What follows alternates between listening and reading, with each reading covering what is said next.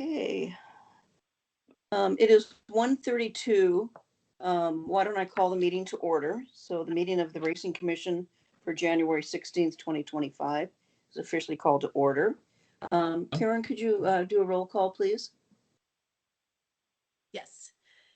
My name is Karen Parkman. For the record, I'm the agency coordinator, and I will conduct roll call. When you hear your name, please say aye. Chair Doherty, Aye. Commissioner Stein, Aye. Commissioner Fowler, we know is excused. Commissioner Barry, Is somewhere. Karen, will you look up his number and give him a call? yes. You just do that. Okay. Since we don't have a quorum, we will just go through and can we go through and approve the minutes of the last? Oh, We just wait cannot approve the minutes, nor But can I'm we at approve the the agenda agenda. because they both require votes. Right. Okay, so we'll just kind of until Commissioner Barry comes in, we'll move on to old business. When he gets on, we will go back and approve those. So the first thing we have in old business is director. Well, first of all, before we do that, hopefully you all had a good holiday and had a nice restful one, and it wasn't too dramatic at homes. So hopefully you had a good time and enjoyed everyone around you. Okay, so Director Nguyen, your director's report. Right, and if by chance, I know that some of you are probably slightly concerned right now because we have money on the line that we need to get approved. So don't worry if we don't end up with a quorum.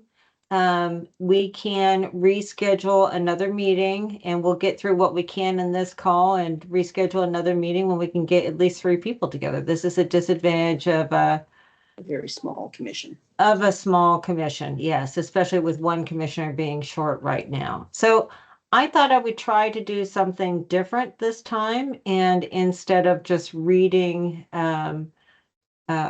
my report, I thought I would actually try to do a little presentation because it just sounded like more fun. So let's see. Oopsie. Oh, I'm doing real good here. I can't even get the master to work right. Go back. Oh my goodness. We don't like technology. I apparently don't today. Today has not been a good technology day for me. Hang on. We're gonna start from scratch. Don't save. Open back up. Well, maybe it wasn't a good idea to do this way. Executive Director report. There it is. All right. This meeting is being recorded and or transcribed. So I'd like to say my name is Connie Nguyen for the record. And thank you, Chair Doherty and Commissioner Stein for allowing me to speak. I'm going to start by doing going through these slides, and at the end or at some time in the future, you can let me know if this is better or worse than the other way I was doing it. First, hub funds. Good news. Quinn is trying to come on. Director Barry is trying to get on. Hub funds have been requested from Salem for the associations, and they should be coming out. I asked that the associations please send me a email or text and let me know when you get those. We have no way of knowing if you get those funds because it goes directly to you. So that's some good news. Our bills are live. We have 8 bills that are posted online. I'm going to go through those here in a minute. The first one is SB 853. This increases individual licensing fees. This means the amount will have 5 different layers is how we're proposing this. Of course, we would have to make rules and we would have input from the public during that rulemaking process. But And just for our, clarification, an SB is a Senate bill and HB is a House bill. yes, I'm sorry, Senate Bill 853. So this one will go through the Senate as opposed to the House for the committee work. And the way that we're structuring this, it would be $25 a year for the lowest level position, and the highest level position would be $100 a year. And we would be doing 2-year licenses. Again, we will still have the entire rulemaking process after the statute is approved. So we'd have a lot of time to go through this and get public feedback. This would also allow us a maximum of 150 a year, which we don't intend to institute at this time. This just gives us a leeway for the future. We also intend on moving them to 2-year licenses because I think that this is better for a lot of our ADWs anyway. It'll actually save some of our positions, some of the lower level positions, they'll only be paying $50 at a time, but again, it's only for 2 years. So it's a raise, but it doesn't necessarily feel like a raise for some of the positions that make the least amount of money. Daily licensing fee for online wagering companies will increase from $200 to $225 a day. That hasn't increased since as long as I've known, and I know it hurts, but we just have to do something to cover our administrative costs. This bill, if it was passed, it would go into effect January 1st. So nothing's going to change on either one of those this summer. Senate Bill 854 grants authority to the Oregon Racing Commission to impose civil penalties for illegal wagering. This is primarily for the online providers. We have a list of several online providers, both that are US based and international. It won't do us a lot of good for the international, but we do believe that we can impose some pretty heavy fines on the US based operators that are operating illegally here, and that will help our ADWs because if they can't operate, our ADWs will get their business and they are licensed. Senate Bill, and that is effective January 1st, 2026 as well. Senate Bill 855 increases the maximum fine the steward can impose. It's been $500 for a while now, and our neighboring states are $5,000, and of course, HISA is $50,000. And this is mainly because, you know, if we have somebody that does an egregious act, a $500 fine is not appropriate. Again, that would not take effect this year. It wouldn't start until January of 2026. Senate Bill 856, wagering by auditors. Woohoo! Micah, you get to wager again. No, not really. During the auditing process, this would give our auditing team actually it would be Micah, and in some cases it could also be Dawn or Chris to check the tickets and make sure that all the information is correct on there. And then Micah, of course, to make sure that the systems, the ADW systems are working as intended. We will be making rules for this with very tight guardrails on what exactly the circumstances are that will allow them to wager. And can you all hear me okay? Mhm. Okay, just Yes. as I was saying pretty far back. Senate Bill 857 is a tip line, and the purpose of this one is to provide a tip line that is not subject to public records requests, so people can feel like if they want to provide a tip, they can do it fully anonymously. Okay, now we get to the fund bills. HB 3023 redirects hub funds. This bill seeks to allow the hub fund grant money that hang on just a second. Karen, would you please call Quinn? He's trying to call me.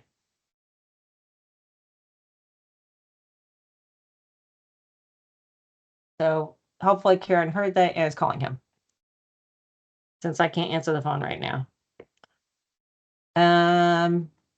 All right, so this would take the 25% that's currently going to the general fund and it would stay with us. The governor did put this in her budget, so we feel very confident that we'll do well with this. HB 3020 is a Greyhound bill. This would make all wagering on Greyhound races illegal. If it passes, it would take effect on January 1st, 2026. Oh, I need to go back. This one, I missed a line here. Bill, this one would take effect immediately upon signature by the governor. Okay. All right, this one, January 1st, 2026, as it is written. And if it passes, the bill would result in an estimated loss of about 200,000 if we did not lose any ADWs, which we can manage. Although it would cost the industry 800,000 a year because of the OTB network and the source market fee. So it's not as bad of a hit for us, but it's very, very, very damaging for the industry. I know that they're working on their own bills for that. And we'll talk about that in a minute. North Dakota. They have a bill authorizing them to use, as I understand it, I just took a high level look at Class 2 bingo machines. And it also eliminates Greyhound racing. Obviously, if Greyhound racing is not legal in North Dakota, it's far less of a threat for us because there isn't another state we can get to.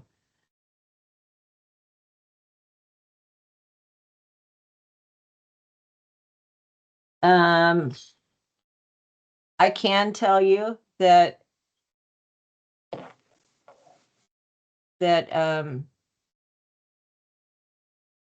Micah was able to sit in on the North Dakota Commission meeting today, and the North Dakota Commission gave approval for the executive director to do whatever he could to make sure that bill did not pass. I don't know what that means, but again, it's not passed yet. Unlike us, where we will not be able to get on. Hang on just a second. I am going to have Quinn call and listen in, and then hopefully he can participate that way. Okay. On his phone. Yeah, I think Okay. he'll be able to hear. Yeah, no, that's fine on his phone. We just don't see his face, but he can participate. He would be part of the quorum. Right. Commissioner Barry, can you hear me? I can hear you, Connie. Can everyone hear me? Can you guys hear him? Yep. All right. We have a quorum then. Thank you for your patience, and I'd like to apologize to the chair. Oh, There's an no. expression in the military that begins proper preparation. Connie knows the rest, but Yeah. I thought I was properly prepared. All right. Yeah, So, don't worry, because after Director Wynn finishes hers, we'll go back and vote on minutes and the agenda. So, okay, Connie? Could Thank you. All right, great. So back to my presentation. So again, North Dakota has a bill to eliminate Greyhound, and the commission is actively trying to defeat that bill. Two other bills that are out there that you should pay attention to. One is SB 780, which increases the amount of lottery funds to all county fairs, which could either it could get changed to have a cutout for race meets, or it could go forward as is, which could potentially still help the race meets if the fair meets are getting more. HB 3101 will be going through Representative Lively's committee, and I believe that this was instigated through the Horsemen's Group. So thank you very much. That increases fair money from lottery and designates some of the fair horse to fair horse race meet. So HB 3101 is the one that's really going to help us the most. Okay, I'd like to say that after several super early mornings and long nights, Karen and I have finished putting together the budget presentation and the 160-page budget. The budget presentation, I believe, was 50 pages. So quite a bit of work there. They were asking for more than I remember seeing the last time around. And we are tentatively scheduled to present on February 20th, 2025. I had a really nice discussion with our legislative fiscal officer, and we were talking through our budget, and he is actually considering trying to see if he can get that 25% bill to go with our budget. Hmm. And that would be very helpful. Okay, Ventia contract. We've been talking about getting a database, a new database forever. We have a signed contract, and we even came up with a logo to represent this project. This is our Ventia project logo for the Oregon Racing Commission. And then before I go on to any questions you may have, I just wanted to give a shout out to Commissioner Stein for doing such an amazing job during the hearings today. That was really great. And especially for your first time, I've seen people have been doing it for years that didn't handle it as smoothly as you did. Any questions?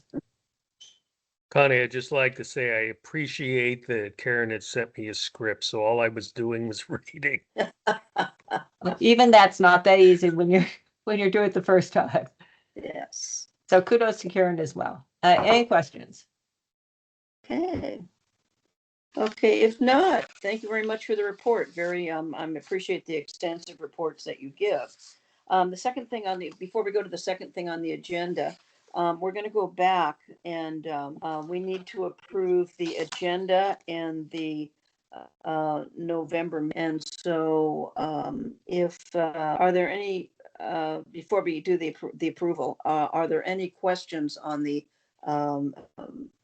minutes from November? Because if they're not, I need to entertain a motion from one of the two commissioners and the other one a second. Well, I move to approve the minutes from November. Okay, thank you. Is there a second? Can I second it? I'm part of the quorum. I would second it. Can I do that? If not, Commissioner, Connie, you're muted, so we can't Yeah, hear no, him. he Oh, was got it. muted too, so this is Okay. really funny. We were both muted. He was trying to say, yeah. okay, may Okay, may I ask from you? So say it one more Okay. time that you second it, I Commissioner. second the motion. to approve the meeting. Thank you very much. We'll get through this.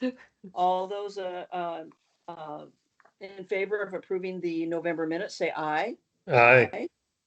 All those opposed? Okay, they are approved. The second thing is the approval of the meeting agenda. Are there any additions to the agenda today that was printed and sent out? Okay, again, we need a motion on the agenda. I move to approve the agenda. Okay, Commissioner Stein moves to approve the agenda. Is there a second? A second. Commissioner Barry seconds it. Okay, all those in favor, say aye. Aye. Okay, it is approved unanimously. Okay, from that, the next thing in the agenda is after the budget report. We're still under reports. The budget report, and the budget committee met last week or week before, and it was myself and Commissioner Wynn or Director Wynn and Commissioner Fowler. And with this, and the one thing about this is that the budget process is a process, and it's still in process. Everything has to go through Ways and Means. They've got to have hearings. They've got to do all these kind of things. But at least the budget is done and is being sent in. But during the January 7th budget committee meeting, the committee reviewed the governor's recommended budget for the Racing Commission. And the proposed budget includes several special packages, notably items such as proposed fine and fee, and we went over these increases. Additionally, the budget supports the approval of the ORC bill to retain the 25%. So that was covered earlier. We also discussed that the budget reflects the desires from the governor's office to achieve a significantly higher ending fund balance. And I'm sure that this was a direction to every agency. And the problem with that of having a huge ending balance is those of you that have been around for a while, if all of a sudden the economy tanks, those funds are what they call swept. In other words, they just go through, and if you have an ending fund balance of, $1 million, they sweep the $1 million, they take it away and put it someplace else. And so it's always a nice thing to have a little reserve, but it's not a nice thing to have a big one all the time. So that's kind of something that we're looking at.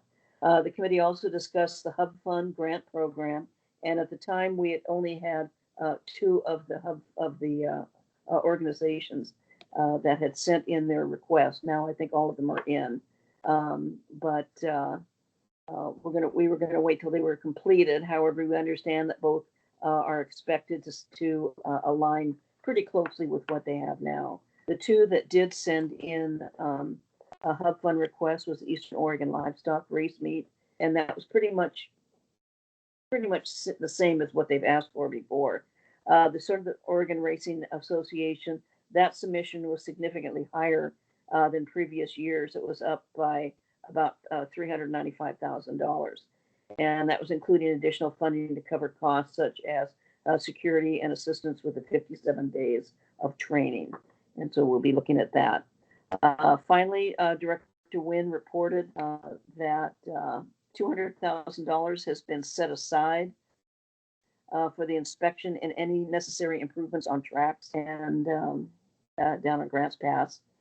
And the inspection reveals, if the inspection reveals that there need to be funds to go through and improve the track, then that was what it's for. And so the committee supported that idea.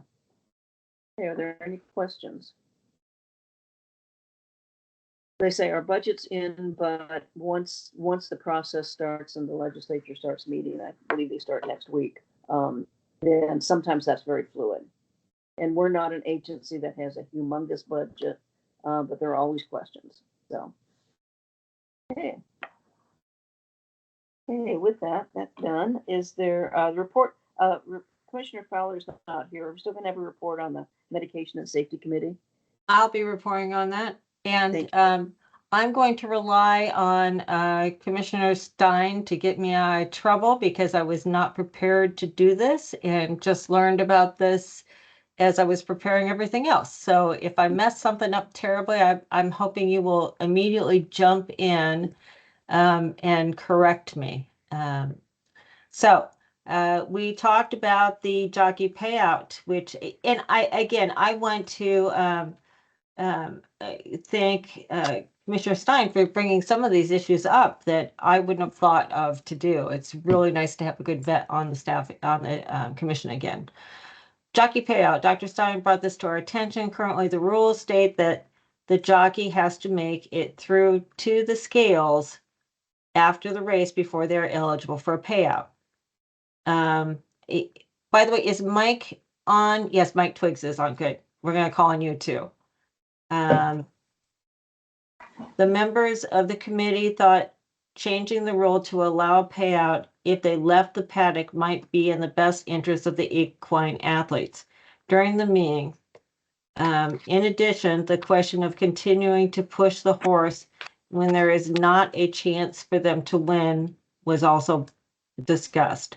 Dr. Lombard recommended we hear from our presiding steward, who was not able to make it on due to an emergency at that time. So I would like to, at this point in time, before I continue with my report, call on Mike Twiggs to provide his feedback on that. And if anybody has any questions to Mike Twiggs, to open up for public comment for those questions. you. Thank you. Okay. Mike Twiggs, Oregon Racing Commission. Director Wynn and I talked for a little bit this morning, and she brought up the fact that these two issues were brought up at the last subcommittee meeting. And the jockey pay, first of all, is when they cross the scale to go out to the track. Oh, to go out. Okay, sorry. Go out. And at any time at that point that the horse is scratched or the horse is eased or pulled up, scratched either in paddock before the horse mount or the rider mounts before they get to the gate and post parade, that jockey, having crossed the scales, does get paid minimum jock amount. And as far as the other issue about exerting every effort to ride his or horse to the finish to the best of and fastest run of the horse is capable.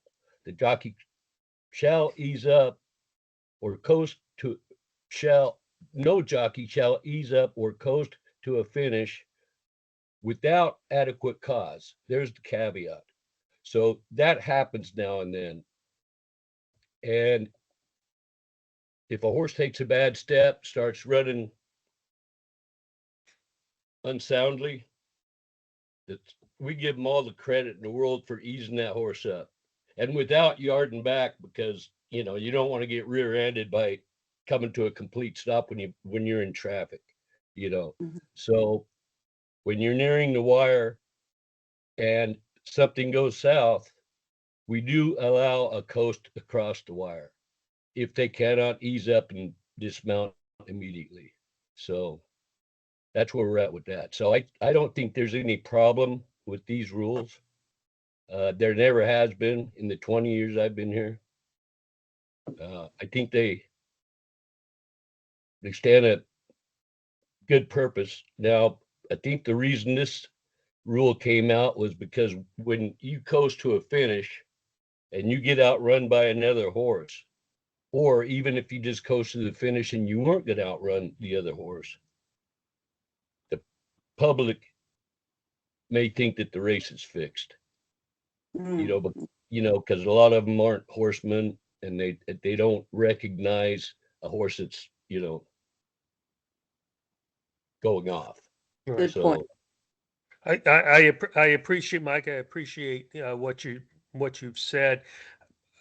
Does the on the jockey fee, the way I read it, it didn't say weigh in. Does it say weigh in? Like you weigh out to the race and then you weigh back in. See, people get that backwards. So the rule,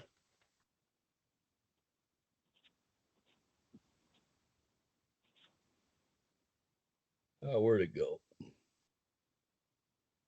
You No only lose jockey it. shall be weighed out for any race unless the jockey's fee for the horse losing mount in the race has been deposited or guaranteed to the paymaster of purses. So what they're referring to is weighing out to the race.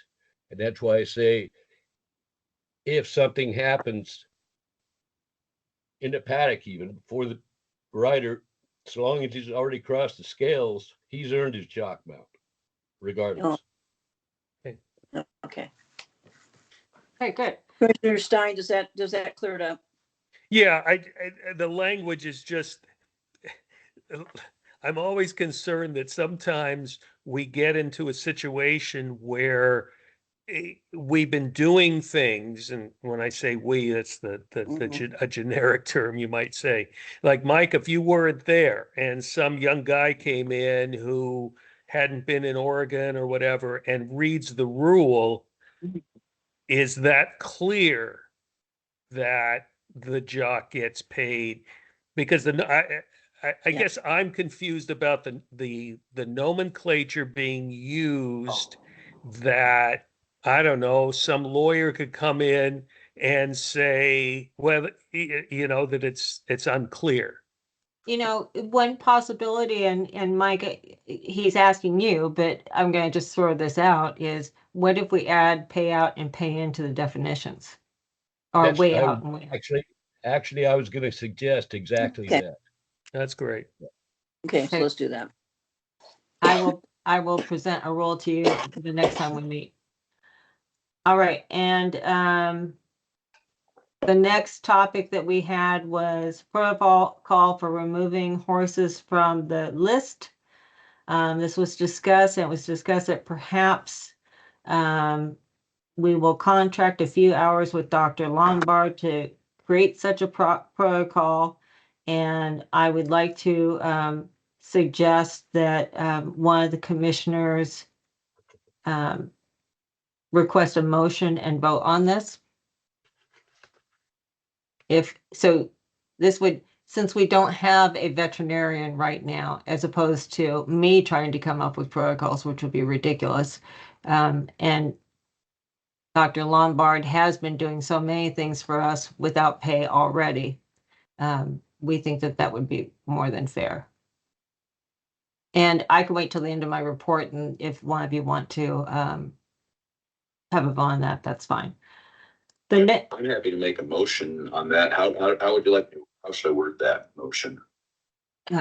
you make a motion to have the ORC move forward with seeking a contract That's for okay. something like that.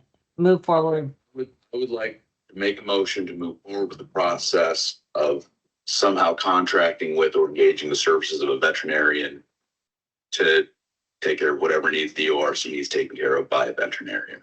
Does that work? Sounds good to me. Okay. I'll second.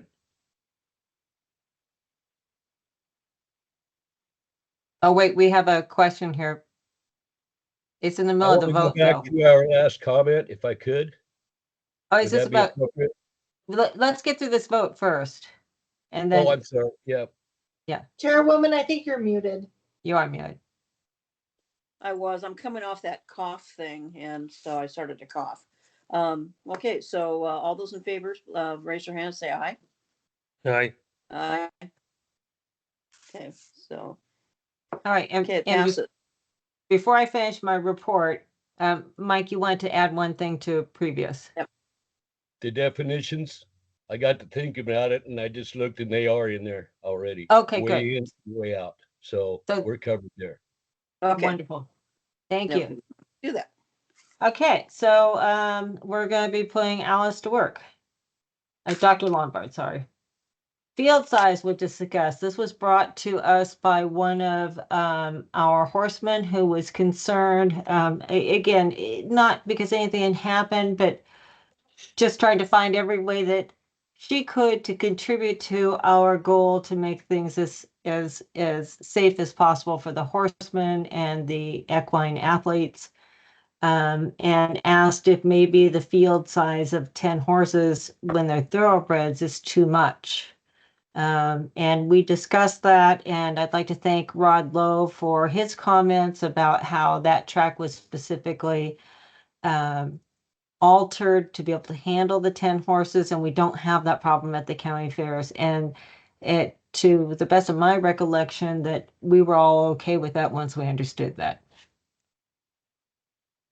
We also discussed head check, which I believe I've talked to this committee about before, but I know we've talked to the healthcare. It's in the medication group is a protocol that uses a computer database to track anybody who's had a concussion, any of the jockeys. And it's very important because if a jockey runs in one town and then comes over here the next day and they just had a serious concussion and they're not supposed to run for a week, this would help us track that. Plus, if somebody's had multiple concussions, this will track it. And all the HISA jurisdictions are already on it, and several that are not HISA, as well as the Football League and several other groups. So we think that's a no-brainer. And at some point, if one of you would like to make a motion for us to go forward with head check, it's a very nominal fee. It's only like $75 per jockey. And if they're coming from another area that's already HISA accredited, they'll already be in the system. And one of the questions we had is, well, who would operate this? And I very kindly volunteered the investigators. And I know Chris loves me for that. Okay, so would you like a motion on what you just said about adding the head protocol Going forward with going forward? Okay, so I move that we go forward with the head protocol. Is there I a second? second. Okay, second Second. by Dr. Stein. And any discussion? Okay, hearing none, the commissioners could vote. All those in favor, say aye. Aye. Okay, and aye. So the motion passes. all right. And Commissioner Stein, what did I miss in that report? I believe we had talked about those various therapeutic, about the 48-hour rule. There were a whole bunch of things, cryotherapy and nebulizers and all kinds of things. And I think the consensus was basically not to alter anything on that, at least on that list, because there was no evidence to the Oh. contrary that they were detrimental. The only other thing, of course, was the rule that was done before, which is the NSAIDs at 48 hours. Oh, and the tube was the That's what I was one, going, yeah. the one thing we were talking about, which is kind of a weird thing because it's not a nasogastric tube, but I understand that at least defining the length of a tube that a horseman could possess kind of eliminates any of the ambiguity for those guys who blow medicine down their throats and have Mhm. one that's 14 inches long rather than 12 inches long, and they may want it 16 or something like that. In any case, the length we talked about does not go down into the stomach, and so therefore it wouldn't be used for milkshaking. So I did forget I to was gonna mention say- that, Yeah, and Dr. Lombard, you go ahead, and then Dr. Yeah. Lombard, is that you were going to, That's what I was gonna say, yes. Yeah. Thank you. I did forget to mention that it is further in the agenda because I went on and drafted some proposals to look at. The other thing that I didn't mention is we had asked that medical staff be at the paddock. And we were asked, it was recommended that we also put in there that a veterinarian be in the paddock, which we've always required since I've been here at least. So we added that in. Poor Chris, I threw him in there too, the investigators. So we'll discuss those when we get to the rules for the possible approval to begin the rule process. Anything else I missed? Dr. Lombard? Commissioner Stein? That concludes my report. Finally. okay, great. Any questions? Okay, good report. Thank you. It looks like every year we work more and more on equine safety and the safety of all the athletes. So, okay, we'll move on to new business. Tillamook County Fair report. Do we have one yet, or? I You see- do. I was gonna say. Good morning, good afternoon, you. good evening, depending on where you all are. But I'm Cammie Von Sager, Tillamook County Fairgrounds Director. I should have Steve Smith, my racing director, on the line, who is going to provide you with that report. Thank you, Steve. I was sweating it there for a minute. I didn't see your name up there. You should have received a copy, I believe, last month, and it was included in the packet again, of our race report for 2024. I'll turn it Okay, over to great. Steve. Yeah, so thank you, Cammie, for delegating me for this fine task in front of this wonderful commission. The Tillamook County Fair John Harris race meet was well attended. Our race dates ran from August 7th through August 10th. We ran 8 races Wednesday, Thursday, and Friday, and 9 on Saturday, for a total of 33 races over the meet, 4 days. We had 22 thoroughbred races with an average field size at 5.59, so about 5.5 average. And we ran 11 quarter horse races with a field size over 6. The support was outstanding. If you go back to 2002, we didn't run 1 quarter horse race during that meeting. And this year, with the help of the Oregon Quarter Horse Racing Association, we ran a couple real nice stakes races. So in 2 years, from 0 to 11 races, which it would have been a rough race meet without the quarter horse people. So we really appreciate that.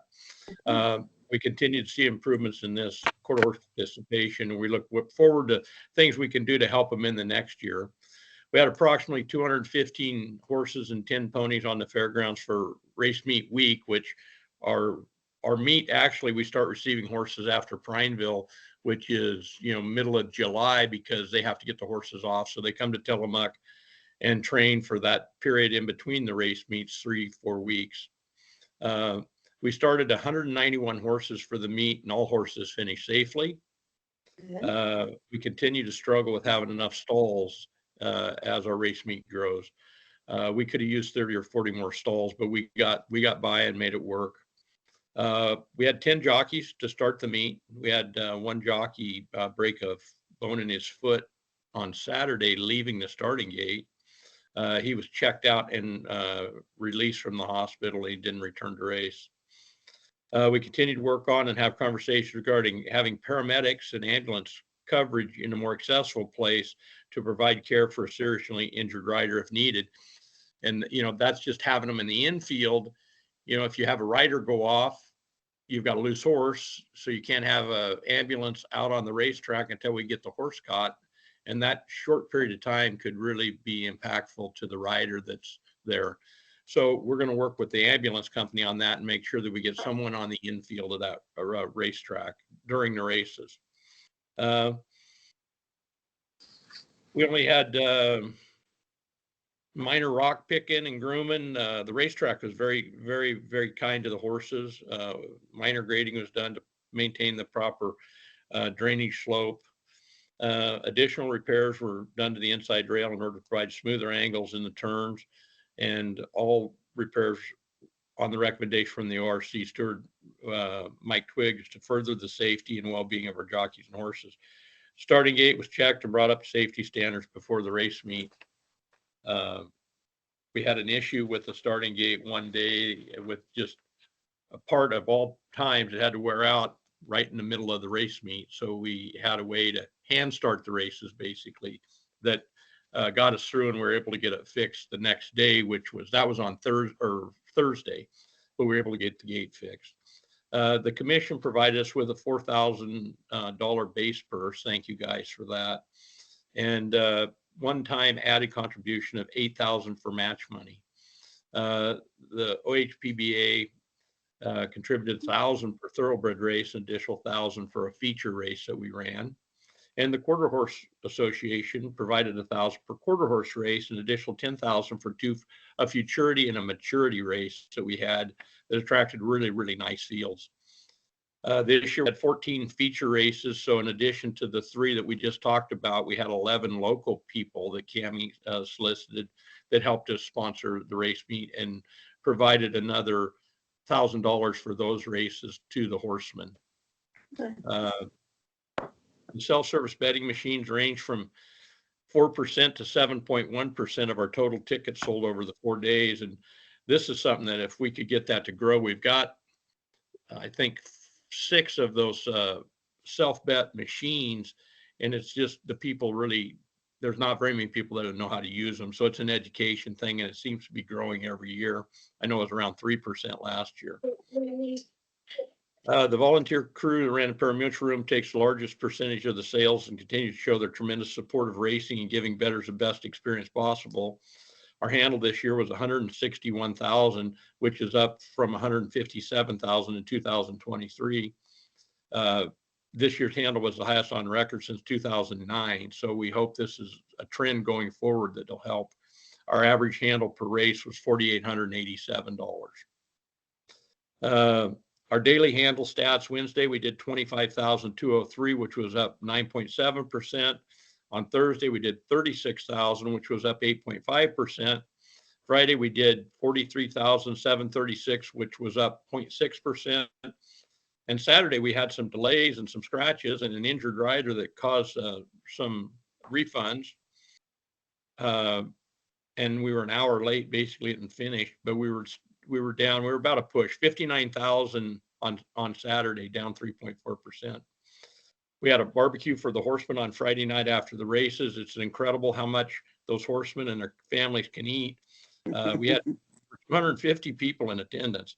Overall, it was a great meet. We would have set a single day handle record on Saturday if we wouldn't have the issues come up with the scratches and the injured rider. We continue to look for ways to grow our numbers, both field size and handle. We're fortunate to have a dedicated volunteer staff and sales team. Racing has become a popular and successful event at the fair, and we continue to strive the promotion and education of the industry. We rely heavily on donated services, equipment, and manpower to complete the preparations for the horse racing and the entire fair, and we couldn't do it without the financial support and direction of the knowledgeable staff, as well as collaborative efforts of the Oregon Racing Commission and the Horsemen's Associations. So, Cami, anything you'd like to add to that? That was well spoken. I just wanted to add one other thing. Last year we had someone reach out to us, and I know Connie was familiar with it. Katie Frankowitz. Katie Frankowitz from KMUN Radio. Wasn't quite sure what her angle was going to be at the beginning of the contact. We weren't quite sure which direction, if she was in favor or not of horse racing in the industry. So it turned out very well. She did send a link. I hope she sent the link to you as well. They did have the article on their station, and it just makes me think anytime we get any kinds of questions regarding it, I will forward that to the commission to kind of vet it. Because we want to promote as much as we can, obviously. So that turned out really well. And we actually have their link so that we can throw it up on our website when we get closer to horse racing. So thank you That's for your good. time. Yeah. I got So a she was- couple, I have a Yes, couple go of ahead. questions for Steve. Do you run during that training period when they leave I guess it leaves Prineville and get to you? Do you have timed workouts during that period? Is there a clocker? Mike, are you familiar with that? I don't think we have any timed workouts till the week before the races start. We have a assistant starter that goes to the gate and does gate OKs, but we don't have timed workouts till a week before. Okay. And just another thing on the computerized tote machines. Do you have volunteers that kind of stand around there helping people with them? Like horsemen that might be there that aren't racing that day, that can kind of help these people, guide them through the process so that they kind of get the hang of it. Yeah, we have, again, you've got some experienced gamblers there that'll help them. I try to help them whenever you get a long line or anything. I'll try to direct them over there and show them how to use them. There's one, we have a beer garden there. There's two of them in that. And again, it's filled full of a lot of horsemen that help other people do it. But it's, as far as a formal program where we have someone there trying to solicit them, no, we don't have that, Commissioner. I might add to that as well. We do have, so right in front of where our betting windows are, we have a little podium where we sell our race programs, and we typically have two people that have been doing this for years. And so they do know when people are buying those and they talk about betting, they also let them know that there are self-betting machines. And if they have a question about it, we try to go to a specific window that tends to be a little bit slower, so they can help them through it, or they can help them figure out how to use the machine. So we kind of use our salespeople to kind of just make them aware that there are self-betting machines. Get in quick.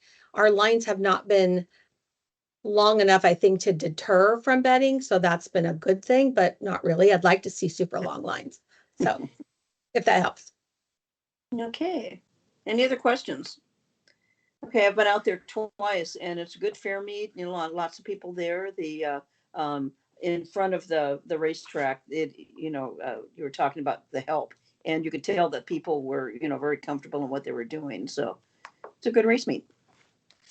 Thank you. And I don't have to drive to Union. So, okay, thank you.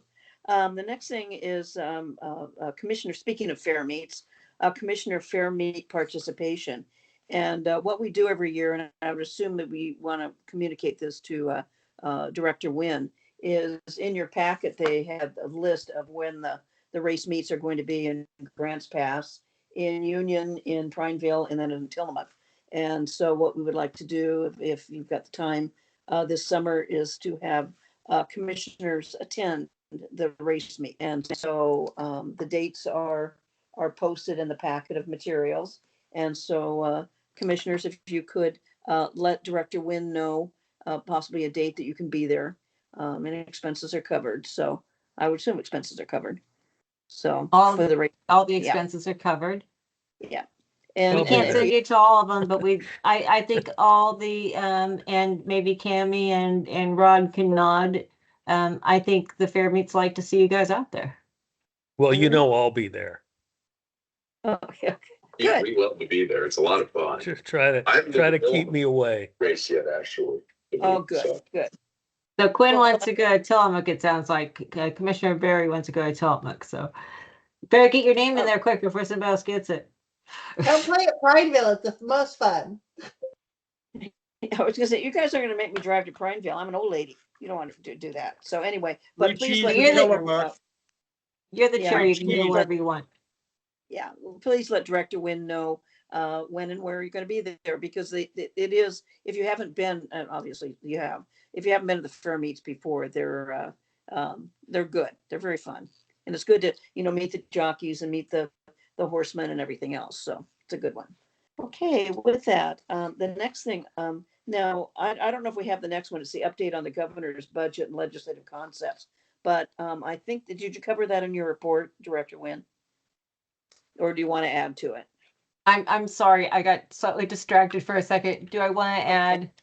The next thing on the agenda was the update on the governor's budget and Yes, legislative. I have concepts. I would like to address that, please. Okay. Go for And it. I apologize for getting sidetracked for a second. That was very unprofessional of me.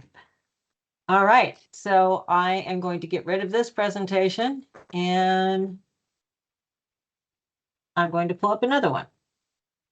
Oh, and you are looking at American Pharoah right there, one of the few Triple Crown winners. Cool. I actually was fortunate that I was at a conference and they did a tour of a breeding farm where American Pharoah was. All right, budget updates. I'm gonna make this relatively short because I think I put Commissioner Fowler and Chair Doherty asleep trying to go through all the slides last time. So this is going to be very high level on where we are on the budget. As I mentioned before, the budgets are ready to go, and we've gotten our PowerPoint as well as our 160-page report in. High level budget. This is expenditures that we're budgeted is 7,313,000. 2,942 is for special payments. 2,997 is for personal services, and 1.372 is for services and supplies. A lot of that, as I mentioned in the meeting, is required. We don't have a lot of choices over it.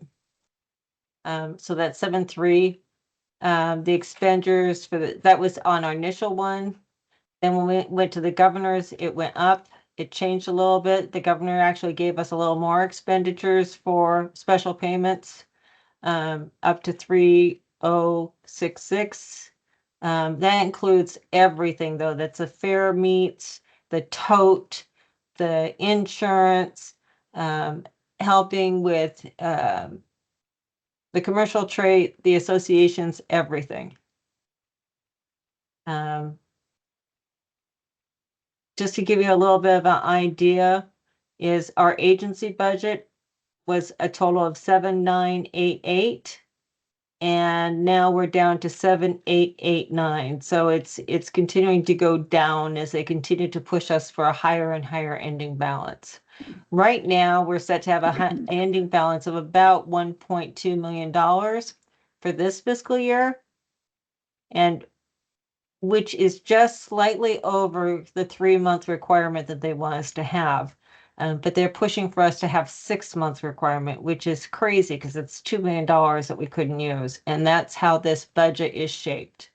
And if I could just interject right here, we're just a thing with the budgets is in the state of Oregon, they start out with a budget document that is developed by the governor. Unlike the state of Washington, where the Senate has a budget, the House has a budget, and that's why they have to go so long. We start with the governor's budget, and then from there is where the tweaks and the changes and so on are made. So that's why why the governor is so involved in asking for budget amounts. So. Right. And I can't say, again, I just became the director the last time around, but that time compared to this time, but the governor's office has really tried to make sure Mhm. that the agency's budgets and their budget matched, and that we did a lot of work together in the very beginning. And I think that led to us getting the support for the 25%. Yes. 10% reductions, we have to give them every year how much, if we had to reduce 10%, where it would go. And it would go from track staff and the industry, and it would not be pretty because that would be an extra $600,000. I don't see them asking for that this time around, but I just wanted to bring it up. Okay, so we talked about what our budget is, where we projected to actually bring in. Now, this is where it seems a little crazy to me, because last time we brought 8.4 million in. This time we're going to do 8.9 million, but yet we have less to spend. Part of the reason is inflation. We've had a lot of inflation, as everybody knows. And it's affected every area for us. I've talked about that before. And then a lot of it is the ending balance that we keep getting pushed on. So that's high level. I didn't want to go into it too deep because we just did that. And I'm opening up for any questions of the commissioners. Okay, commissioners, are there any questions from the budget? I can't, you don't need to speak up because I can't see. Oh, there, I can see you. Any questions for the director on the budget? None. Or Quinn, Yeah. Commissioner Barry.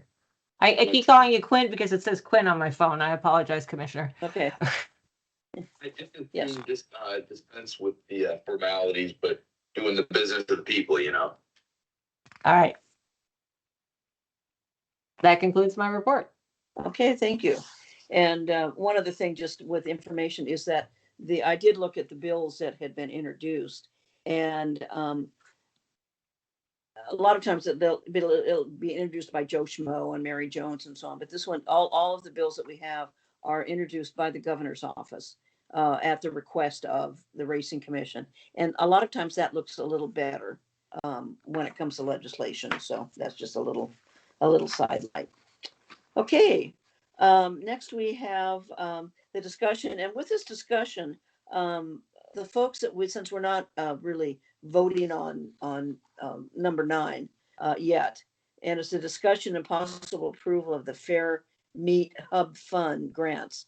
We'll go over and talk about them, but then we also have the opportunity for the participants to ask questions or to give some input. Director Wynn? Yeah. Yeah, and everybody should have all the packets in, even though we didn't have them all in the last meeting. They all Yeah. are in there. So we do need to have questions, and I like the idea of opening out to the public for questions too. Did you want to just go through each one of them individually? Director Wynn? I can in just a second. I have Because to the change first one starts screens. out Eastern Oregon, and on these proposals, it's got what the totals are for not for this coming year, the first year of the biennium, and then the second year of the biennium, because again, Oregon goes on a 2-year budget cycle. I'm going to actually bring them up because that might be easier. I think that would be easier. Thank you. And that way. And then if people have questions, just we don't really have a chat thing, but just either raise their hand or speak up, since we can't see you. And there's American Pharoah again. Such a nice horse too. That was a lucky break I got. Because then I make a lot of money. Yeah, he does. Make a lot of All money. right, so I apologize for scrolling down. I should have had this ready. I don't know why I didn't think about this. I will not do this again next year. The things you learn. Okay, where am I? So I can just drag this down. Here we go. So the first one is I'll just go through the detail on each one, and then we'll go through all of them, and everybody can ask questions as we go through each one. And then at the very end, we can take votes on each one of them individually. Okay, thank you. Okay, so Nate's is his dates are the June, the first few days of June. Karen, do you have that handy? It'd be really great if you had that handy since they aren't on here. It's 6, 7, 8, I believe. 6, 7, 8. Yep. Yeah. Oh, I could have looked at my wall. So these are June 6th, Yes. 7th, and 8th. That's pretty much the same time they have them every year. The video photo finish is really close to what it was last year. True form about the same as it was last year. The purses, $4,000 again for each one. Purse incentive match, they can do up to $2,000. Union has asked for $1,200 for matching.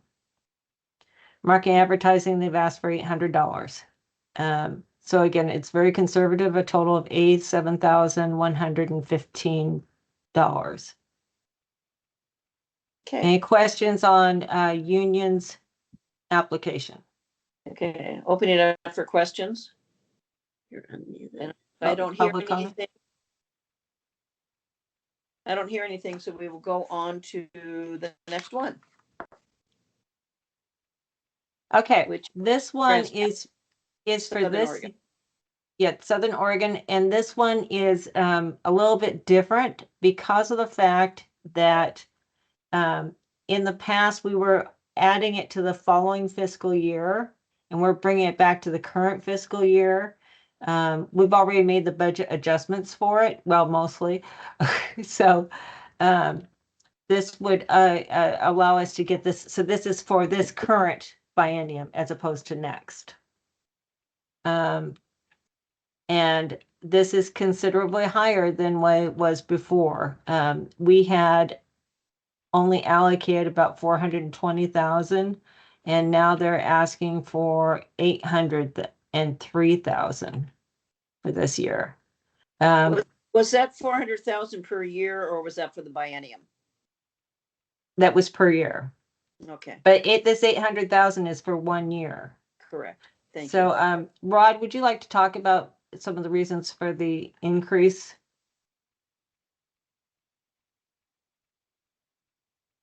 Are you on mute, Rod, or are you there? Oh, perhaps Rod isn't there. Yeah. There, Can you hear me now? yes. Okay, sorry.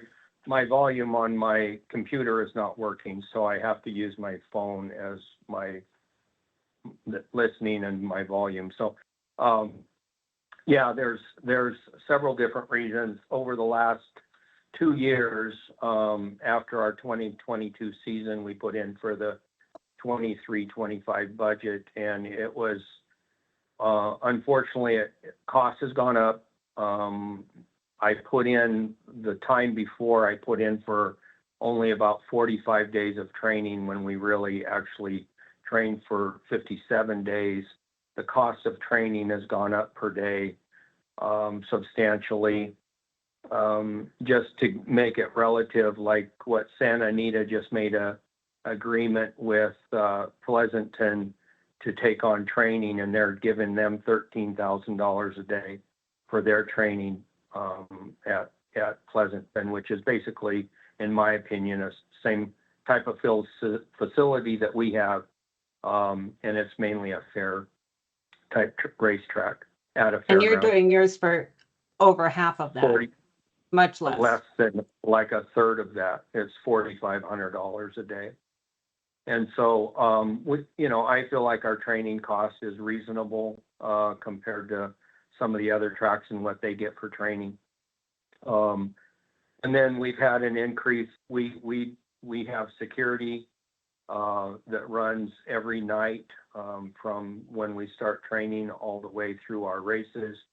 We also have 6 security, and we don't have the luxury of some of the other fair meets that get their security from their local sheriff's department or something like that. We have to pay for security ourselves. And so we have certain requirements by the fairgrounds that we have to have at least 6 people at the grandstands that we pay on race days. And then we have night security from 10 o'clock until 6 in the morning every single day just to secure the backside. And then we also pay for workman's comp, which is a huge cost to us for all of our staffing. And because our meet is so long, we don't have the luxury of having a bunch of volunteers like some of the other fair meets that are so much shorter. So all of our staffing is basically paid for, and then we pay a workman's comp policy or workman's comp on all of those workers too. So so it's for several months that we're doing this compared to some of the other fair meets that, you know, you can haul in, stay a day or two and start racing and haul out. So we just have substantial costs compared to some of the other fair meets. We've been fortunate that over the last 2 years that the deficit that we've had in our fair meet, the OHPBA and the HRA has backfilled the money that we needed to run the fair meet, but that is not sustainable for the future for both HRA and the HPBA. So that's why we have increased it substantially. And the one other thing about this budget is normally we run 7 days, and we have increased it this year till 8 days. In 26, 27, we'll go back to 7 days, and that'll be reflected on my next budget that you'll see that will have, it won't be the 803, it's somewhere around 760, something like that. So I'll open that up for any questions. Okay, are there questions of Yeah, the Sora questions? Yeah, Yeah, and please identify yourself, yeah, because we can't see it. okay. I'm Dr. Stein here. Rod, do the horsemen pay anything for the training? They do not. Have you figured what, well, I don't want to say breaking point because I know it's expensive to train a horse. Is there any amount that you believe horsemen could contribute that helps, but certainly doesn't break the horseman? I don't think so, because the issue that you'll have is they won't come because they can go out to other racetracks that don't charge anything also. Okay, other questions?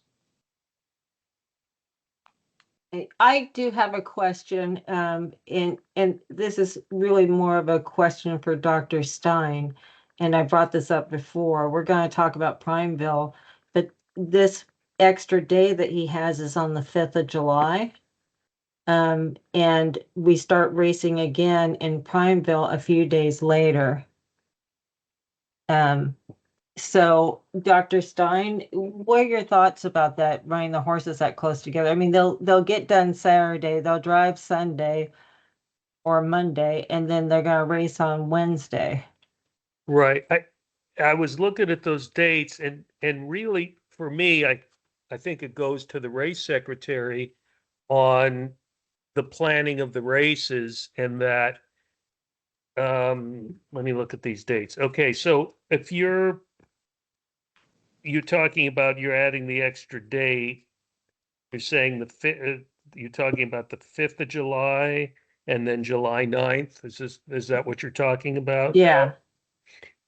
And they're like, how far is the drive? Like 5 hours? It's not like going to. Right, but my question is, that only affects horses that race on the 5th. So if your race secretary has races that fit horses on the 5th, you would hope those horses wouldn't have to come back till the 12th.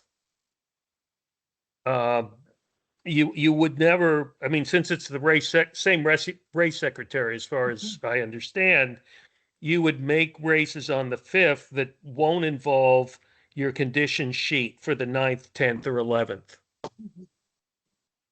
And so I would say that question would go to him. And as many race secretaries as I've known, I don't think any of them would sabotage their own, their next race meet. So, I don't think it's an issue, maybe for one or two people, but as long as the race program for July 5th doesn't, let's say, come back until the 12th, I don't see a problem. Okay, thank you. And horsemen monitor themselves too. So if they run a, you know, if they want to wait for Prineville for opening day, they won't enter that last weekend or the 5th, you know, so they'll do that. They help monitor themselves also. Okay. Mr. Lowe, this is Chair Doherty. I do have a question. It's kind of a pointed one. With the other, I guess I'll just do that. Why did it go up $400,000? I mean, I know that you guys run more often than that sort of thing, but it just seems like it was the labor, workman's comp, and security that was the huge amount. Am I wrong or? It's training days. The last budget I put in, if you go back and look, it was for 45 training days versus 57.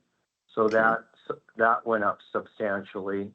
And then it's the workman's comp, the security, the labor end of things. Things have gone up for both our, if you look at my photo finish from the last one, that's went up per day. So it's just the economy and increased in inflation, increased in cost from a budget that was done 3 years ago, two years ago. So. And the fact that you took money from other associations to help you get there. One thing I can tell you, Chair Doherty, this is Connie Wynn, is Karen and I did pencil this in, and we can do it, but there's not going to be anything left for the other associations this year. Okay. But they have their allocations already. Okay. Okay. Are there any questions on this one? It's 2:45, so we can go through and look at the other requests, because I do have some, I just have some concerns, but let's go on to the others and we can come back. Because commissioners, we are going to be voting on the budget requests today. Okay. The next one is again for the same thing for the next 2 years for the 26 and 27. And as he mentioned, it went down slightly from before, but again, it's almost, I mean, it is what it is. So I don't think there's any additional questions. You've already asked them. And, you know, if you guys feel like you need more time to think about these and get more information, that's your choice. We could meet again in February to go through these, but we are eventually going to have to make a decision, right? Because we'll need to, everybody's going to want to know where their money is. Well, we may want to wait till February just so we can, if we have additional questions that come up, we can go through and have more time. And Connie, I won't be able to get nobody's going to, me included, nobody's going to be able to get their licensing application in until this money's approved. Yeah, so we can't do the HRA until this is approved. And we can't we can't tell the hubs, we can't do much of anything until this is approved. So the latest we could do this is February, and that's kind of pushing it. Okay. Last time we got them approved in December, so we're already a month off. Okay. Okay, this is just some of his expenses on how much they actually cost him for the breakdown, which for you to see how he came up with the 4,533 per day. And that's a training and race dates. Okay, the next one is for Doug Smith. Doug, are you on by chance? Okay, I know he's like very busy right now. as we all are. This is for the following, hang on just a second. He should have provided us another one that should be in here. Oh, we may not have gotten it. This is for the next 2 years. It's pretty close to what it's been in the past, 168. Again, one of the differences, he has 100% volunteers on his. So he's not paying all those staff. And how many staff does it take for, I wish he was on so he could tell us how many staff he brings in. And he gets I think it's a county there, provides probably 30, 40 policemen. They're there Yeah. during the events. Yeah, that's during the county fair, so that helps. Yeah. He also, No. the jockey insurance went way up. So that's 179,000 for the year. And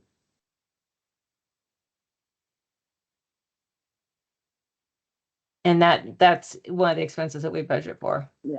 So if you want to go back up, Connie, so the total's 200 and some odd thousand.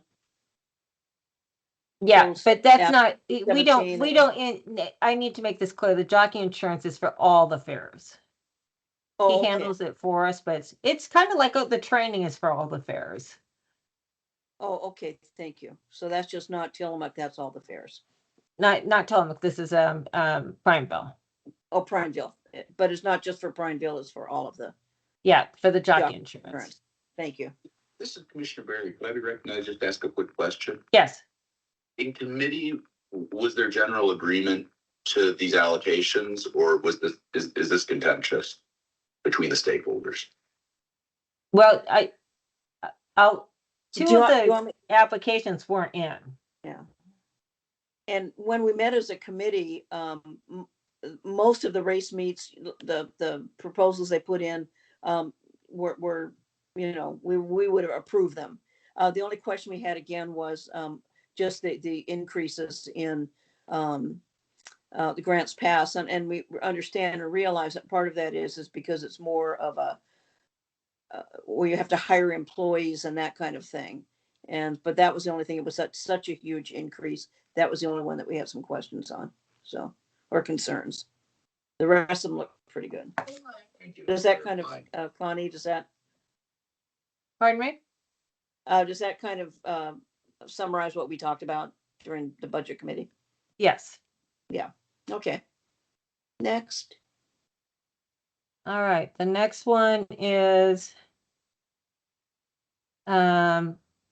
request for Tillamook. And Tillamook was up a few $1,000s, but not much. They have the races, true form, a video photographer, racing secretary. But again, it's 181,000. It's in line with what it's been before. Okay. Then they have also asked for, and we talked about this at the last meeting. They've also asked for, oh, this isn't the right one, darn it. An extra $3,000. Was it? Kimmy, are you still on? Yeah, I am. I gotta find it, but while I'm looking for it, how much was the extra amount you asked for?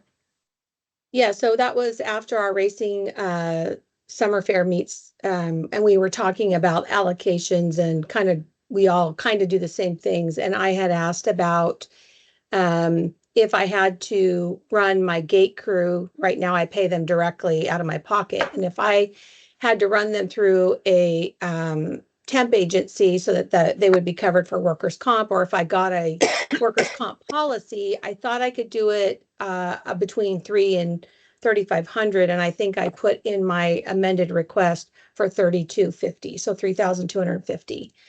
And I do have a comment when you're all finished, if you don't have questions. And I think, is this the amended one right here? I don't know if you can see this or not, Cammy. It says 25. No, that's not the right one. Yeah, it is not. It was just one additional line under other. And I put in that would be for the workers' compensation insurance policy of $32.50. Karen, can you find that real quick? I had it and for some reason I misplaced it.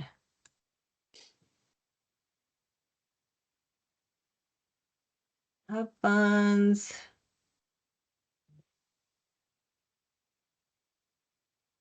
Karen, are you there? Yeah, I'm looking, hold on. Yeah, so basically it was just from this document here, maybe an additional 2,500. Yeah, and the reason why I think we should support that is we're all really focusing on safety right now. And if we're really saying that we are focusing on safety, we should make sure that some of the people who are taking the biggest risks with their lives have some type of coverage through workers' comp. Yep. It was Okay. an additional $32.50, Commissioner Doherty or Chair Doherty, Mhm. $3,250. Okay, thank you. Okay. So that's all the forms. Okay. And I Go think ahead. you were, oh, wait, Cammie has her hand up and I don't know if anybody else wants to talk.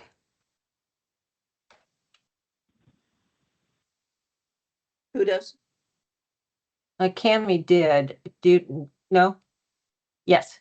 Okay, Cammy does. Yes, Cammy, go ahead. You're on mute. There you go. Okay, just briefly, I just wanted to make sure that the committee had their chance to ask questions if they needed it before I spoke. Okay. I will only have one comment for me. I know the fair meets do a really good job of communicating and with your staff, and I really appreciate that. So the one thing that did come up, this is the first time that I think we've ever been able to see all of the applications in front of us. We normally are not, I've never been privy to somebody else's application. And so there are things like Rod was talking about, our fair meet, we pay for our own security. We pay, the gate crew, we pay different employees that are on our grounds, and the fair picks up that tab. So I've never requested from the commission to pay for any of my operating expenses other than the extended time.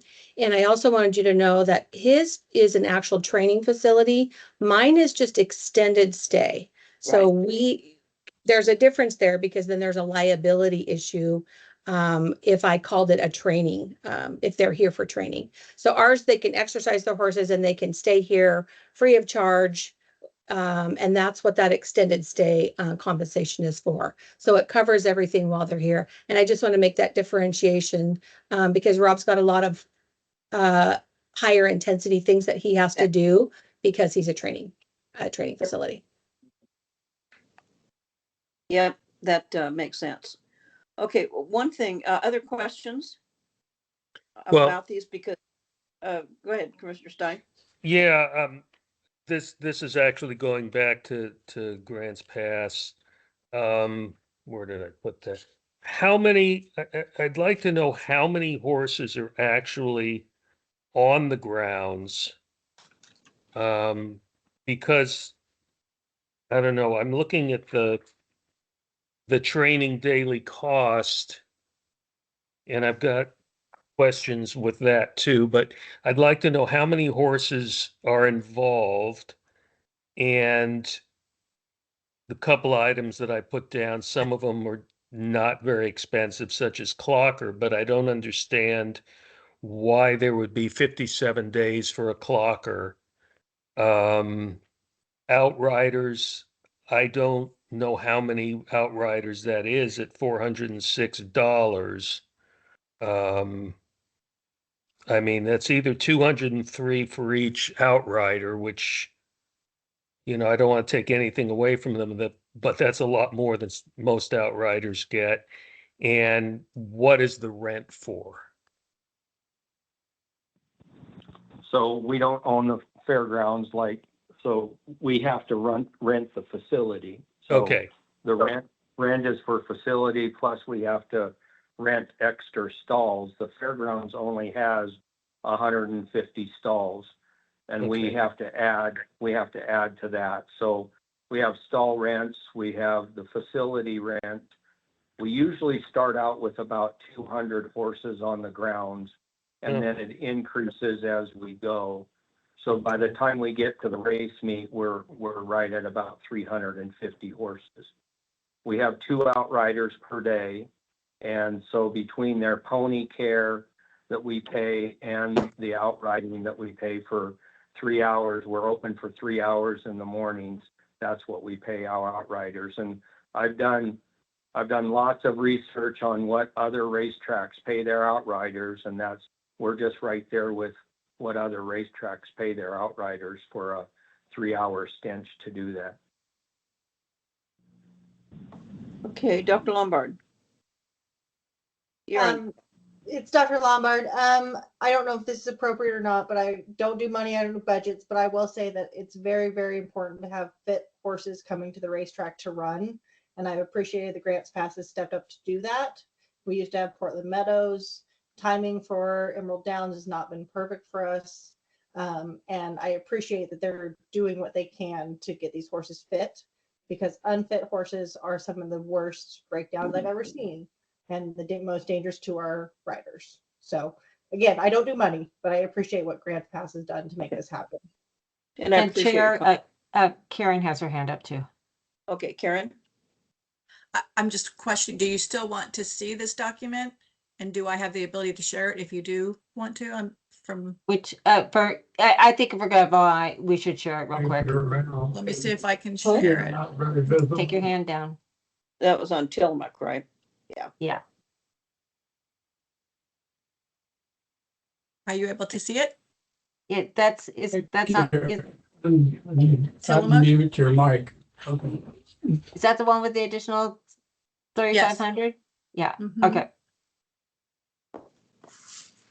It's 3250. 3,250. Okay, So their total is 185.60. versus We- 121. Yeah, we would only have to have a motion on the 3,250 though. For that one, because that's the only additional on that. Okay, Karen, Okay, thank you. okay. So any other Sure, nope. questions? Rod? I just wanted to make one other comment. I did disclose to Connie our 23 tax return as well as our profit and loss statement for 24, because taxes aren't done for 24, so that she could see that those expenses and the cost of running Grants Pass, what they do cost and what kind of money is flowing through that. So.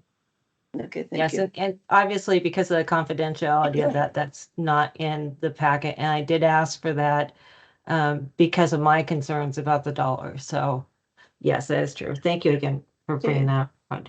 Okay, Leah? This is Leah Nelson with the Oregon Quarter Horse Racing Association.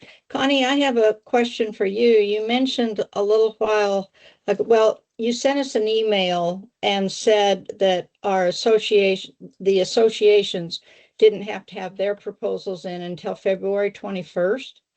Correct. But you just got through saying a few minutes ago that if all of the fair meet budgets are approved, that there isn't any money left. No, hang Why on. do we have to put a proposal together? Yeah, let me refine that.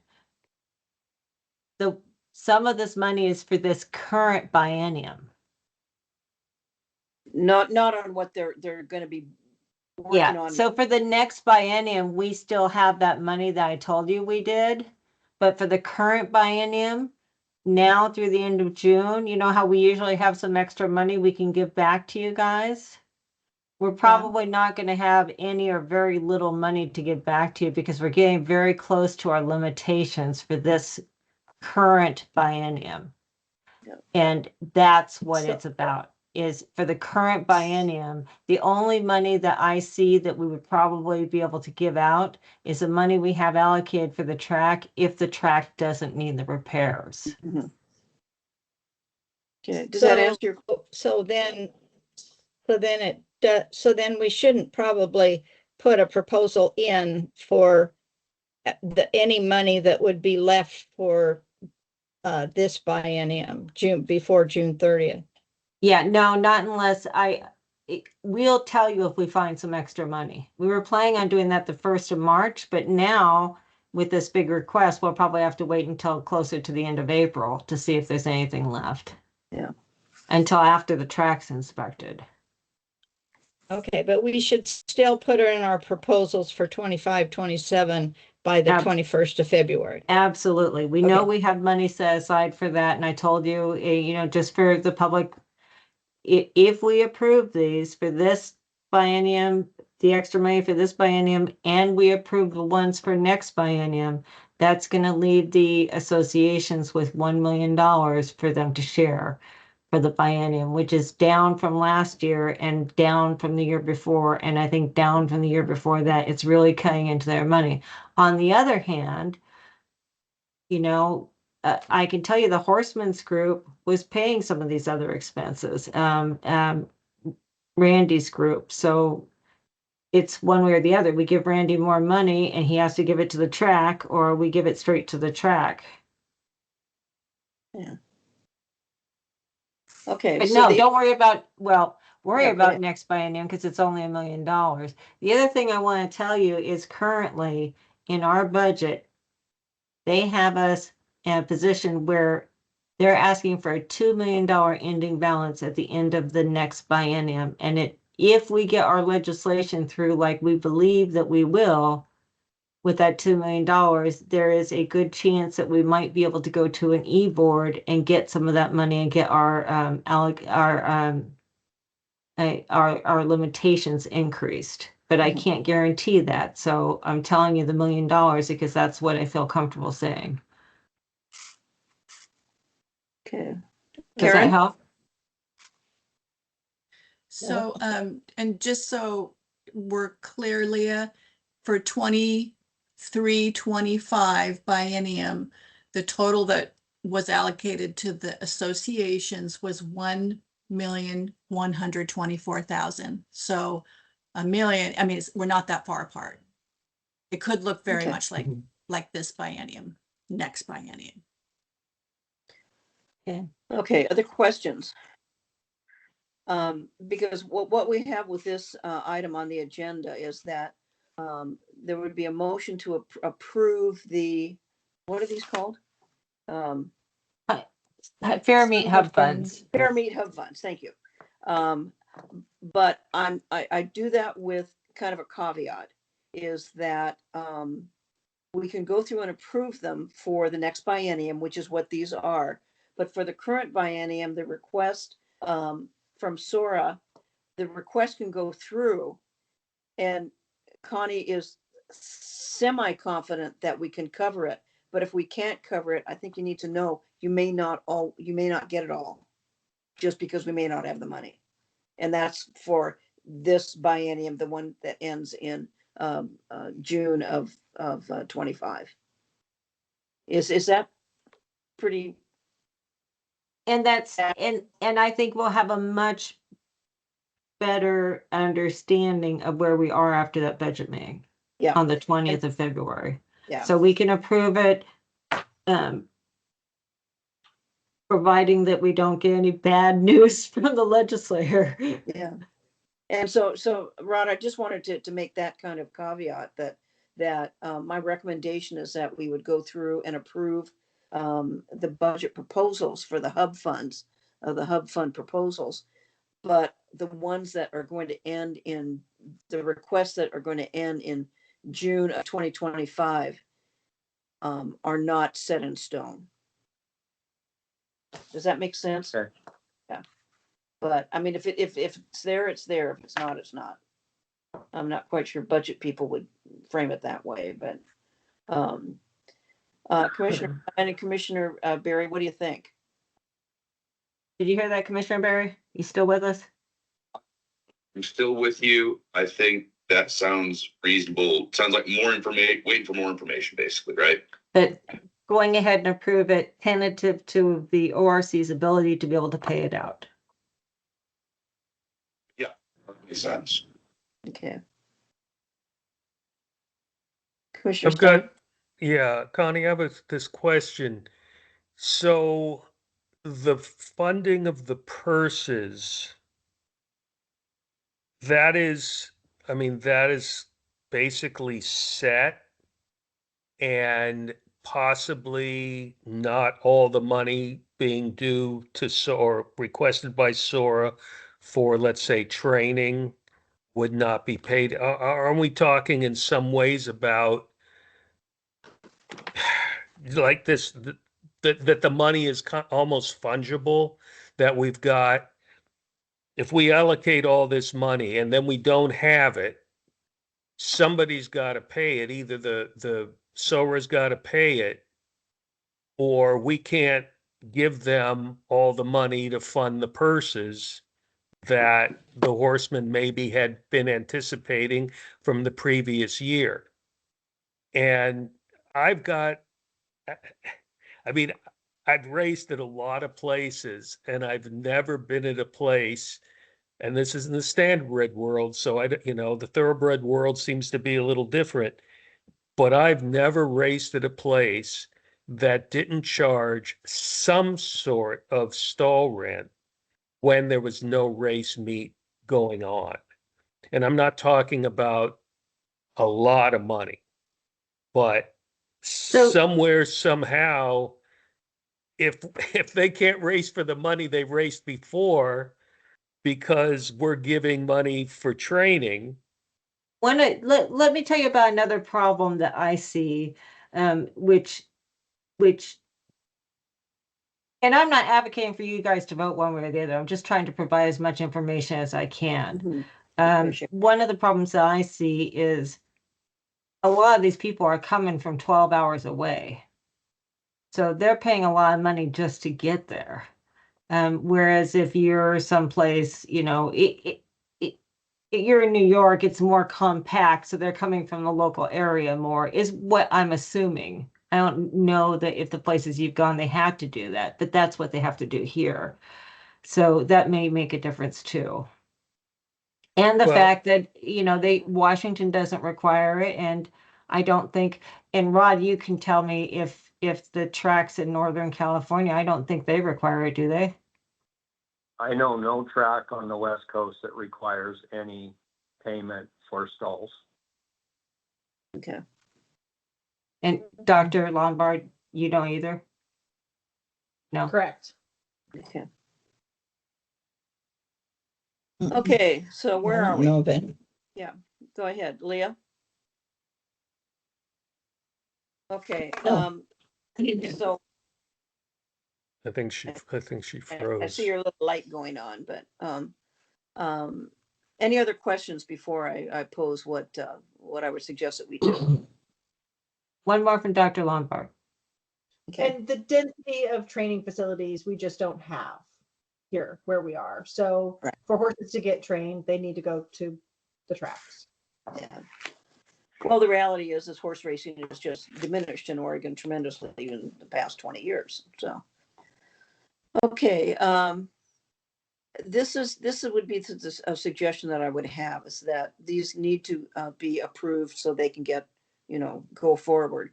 And I think I mentioned it before, is that of the three that have put in the budgets for, well, all four of them are put in budgets for the next biennium that's coming up. The concern was the SORA's concerns over the rest of this biennium, which ends in June of 2025.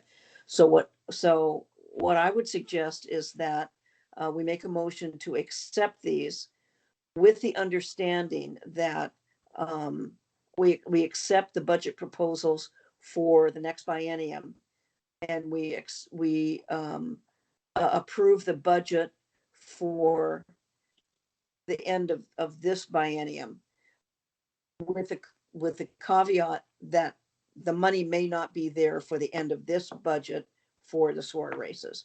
That's all I'm saying. And I don't think that it's going to be an issue for the end of this, because Karen and I did pencil out. Yep. We spent a lot of time penciling out, didn't we, Karen? We spent a lot of time penciling out. There's just not going to be anything extra. I mean, I'm more worried about next time than I am this time. And I would actually put the caveat the exact opposite way almost. Is we know we have the money budgeted for this time. It's tight. We don't have anything to give to the associations, but we know we have it. Next time around, if we don't get the 25%, we may have to go back and renegotiate. Okay, Because if we don't get that 25%, I'm gonna have to cut half my staff and we're still gonna have to cut half the money. and so So then it's a whole different story. I just want to be transparent with all of you that those are the concerns that we have. And so we can go through and we can approve those today, but realizing that it's like everything with, it may not all pan out, but the way it looks like now, it can. Okay. But there are other some issues. Oh, sorry. May I speak real quickly? Commissioner Barry, please. My understanding is we're not promising anything we can't deliver on. We're saying if we can, then we will. Is that right? That's right. Okay, Is that- thank you. Is that a motion? Yeah, that could be a motion if you'll accept it. You're the chair. Sure. Kelly, does that motion work legally? Kelly, are you awake? Kelly, are you pulling? I up? am. I did. No, I didn't catch all of it though, unfortunately. So you might want to just try it again. I will make a motion to move forward with the proposal. With all the That's proposals, correct. with all the the, proposals that have just been described and discussed, with, Mhm. provided the funds are available. provided the funds are available. Correct. Okay. Thank you. Made Sounds the good. motion. Is there a second? Commissioner Stein. I guess I'll say. Okay. Okay, so it's been moved and seconded that we approve what has been presented, but again, depending on when the funds are there. And I can Okay. also, one last thing just to share is, if you guys want to go into executive session or if you want a one-on-one talk to me, I'll be glad to pull up the financials that I have from Rod to verify his funds. Okay. Well, as I say, again, we're in the discussion aspect right now. I think if Connie feels comfortable, I feel comfortable. But again, being transparent, knowing not everything may always come out. So as long as the participants know that. Okay, all those in favor of the motion, please say aye. Aye. Commissioner Quinn, Commissioner Barry. I think. Did you hear? I said aye, sorry. He Okay. said aye. Oh, thank you very much. Okay, so the motion passes. Okay, the next thing we have is the update, or excuse me, the global symposium report. That's Micah and And Karen. I'll call on Micah first just because his name's first. okay. Thank you, Director Wynn, Chair Doherty, Commissioners. I'm Micah Lloyd, Oregon Racing Commission staff member. Karen and I attended the annual racing symposium in Arizona. It is held every December. It's something that I have been attending for better part of 20 plus years. And it is always great to see all the industry folks come together in one place at one time to share stories, create business opportunities, discuss trends in the industry. And this year was no difference. It was great having Karen there. The ORC licensed ADWs and totes got together, and the ORC staff were invited to sit in on their discussions. It was good feedback from them. We had many I had many ad hoc meetings with our ADW groups and a few other partners and vendors. Got some ideas of where their goals are this upcoming year. As things warrant, I'll be bringing them to the commission for further discussion and possibly votes and approvals, and we'll see where that pans out. of interest was the upcoming Greyhound bills, and where that might pan out. At that time, we really didn't have much information known. So it'll be interesting to see how the phone rings now that the bills have been released. Other meetings we had were with vendors, probably not of concern at this point. A lot of discussions with other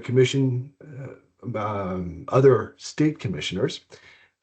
Of interest were our auditing standards and how we go about doing things, and shared how our plan of attack is, and was very well received.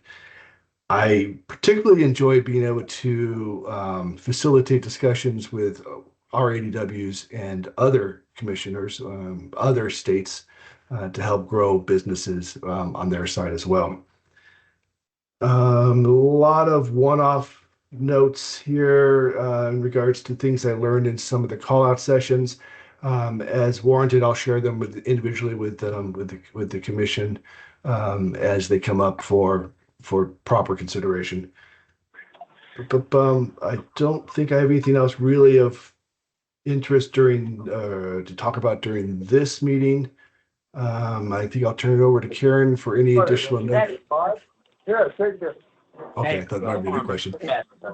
No, this is somebody else that. Yeah, okay, make am- sure you're on mute if you're not speaking. I already muted them. Yeah. Don't Oh, don't, thank don't you. step on me.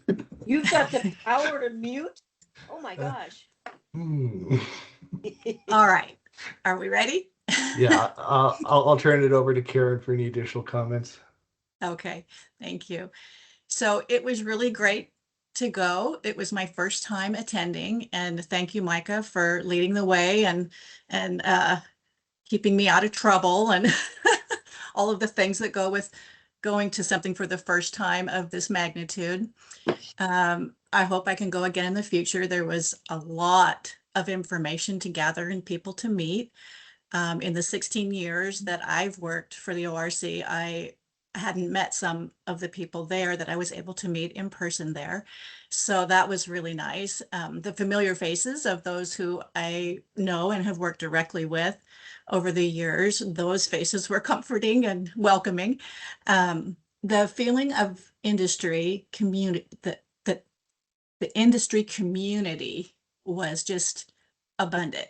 It was, there was good competition. The energy was lively and big. This is a really special industry that we're a part of, and I kind of like to call it the circle of life. It's an ecosystem that one part supports the next part, and if we get it right, maybe we'll be able to be around for quite some time to come.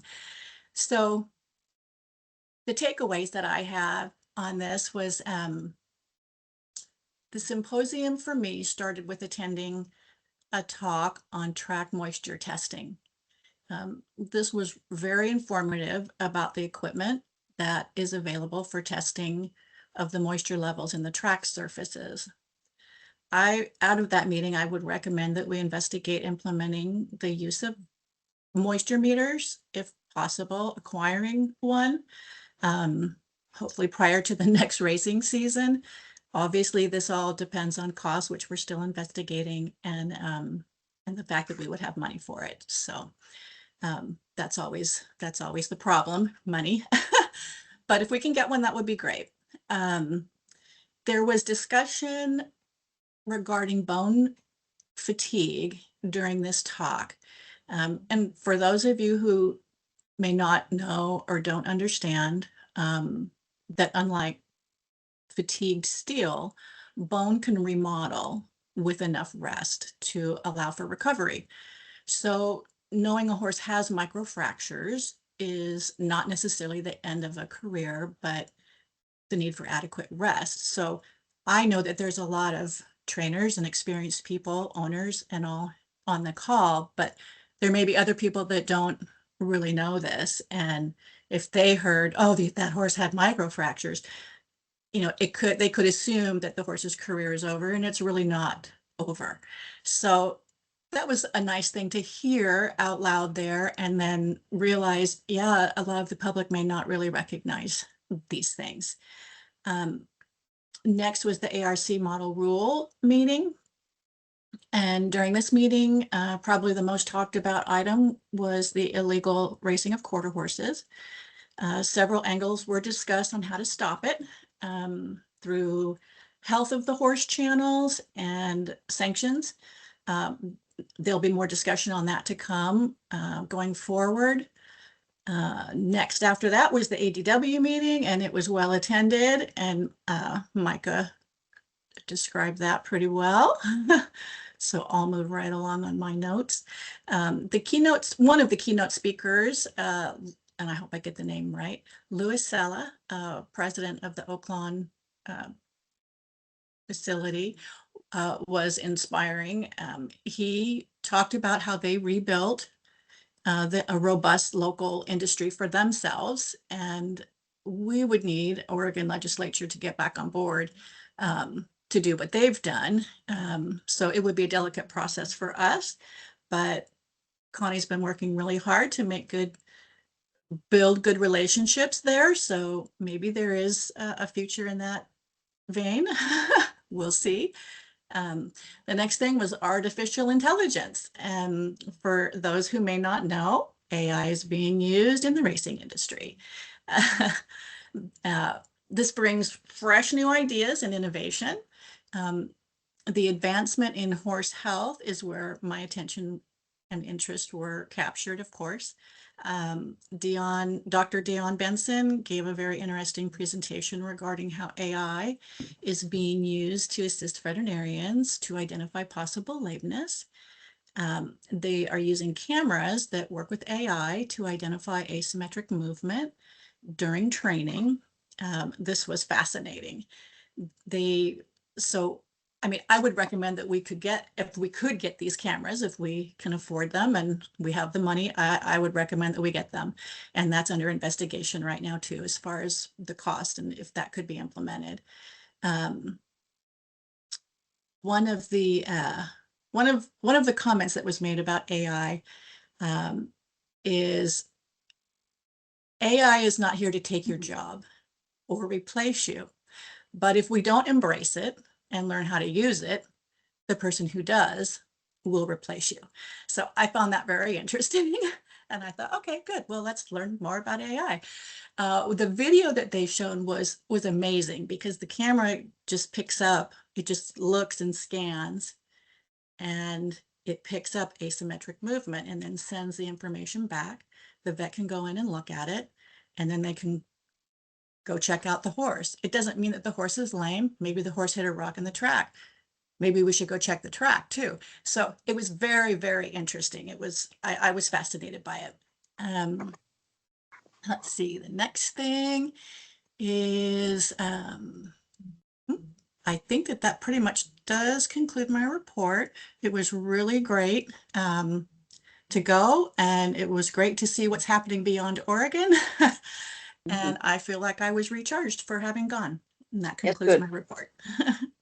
I think that's a change that has happened where our staff is being sent to other things, and that's good. Commissioner Stein. Yeah, I have a question for Micah. Was there any discussion of computer-assisted wagering? It's always constantly discussion. the bane of discussions, Dr. Stein, Commissioner Stein. I'm not sure what honorific. Whatever you you want. Dr. Dr. Commissioner Stein.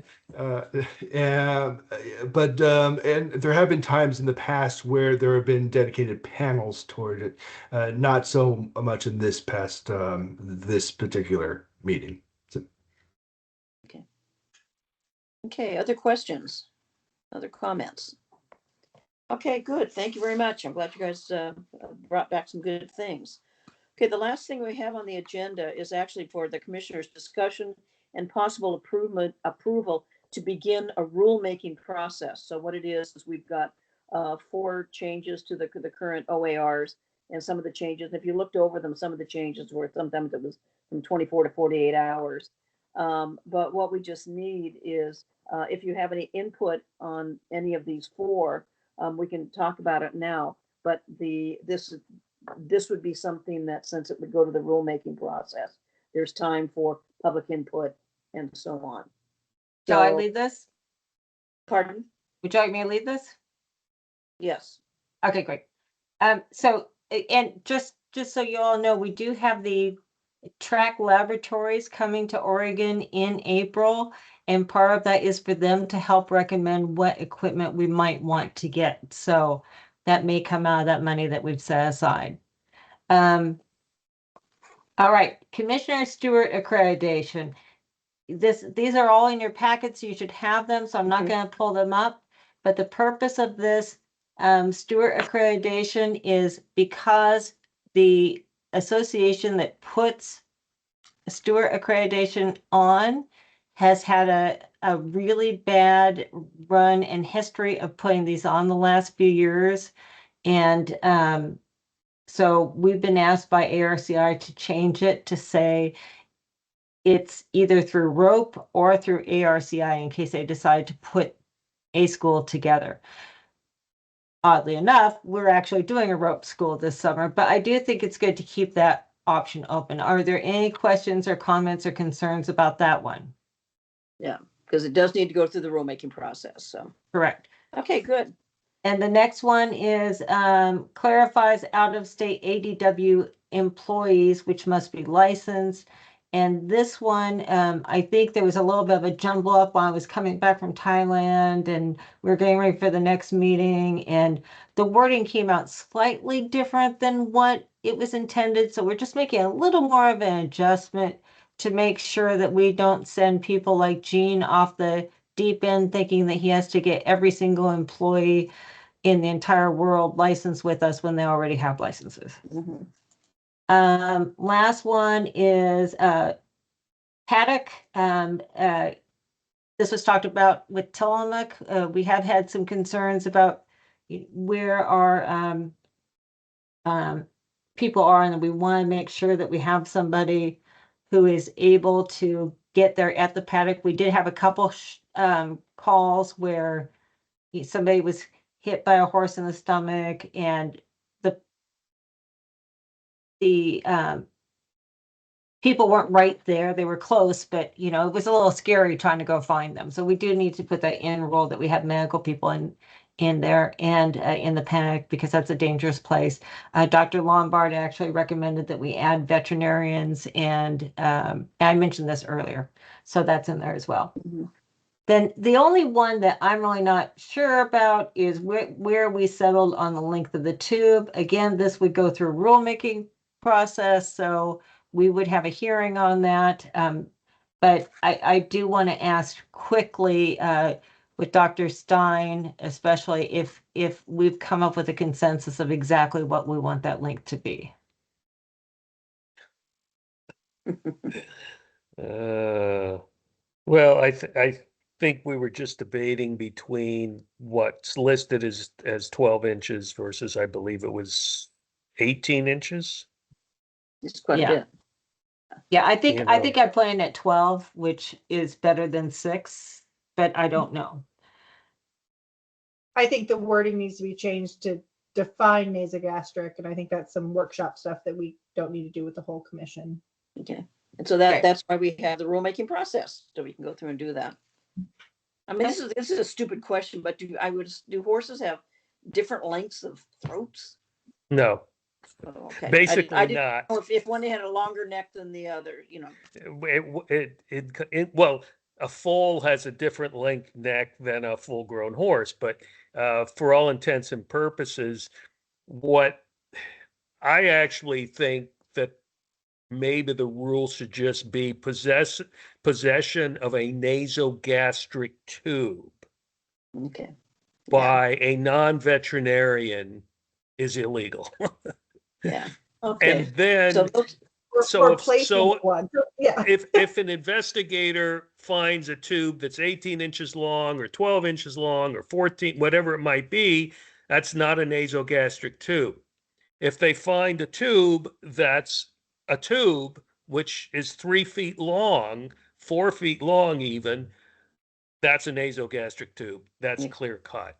You start getting into measuring, I think I'm I believe Dr. Lombard is nodding in agreement, so I just need words. Somebody help me with the words and we'll get it done.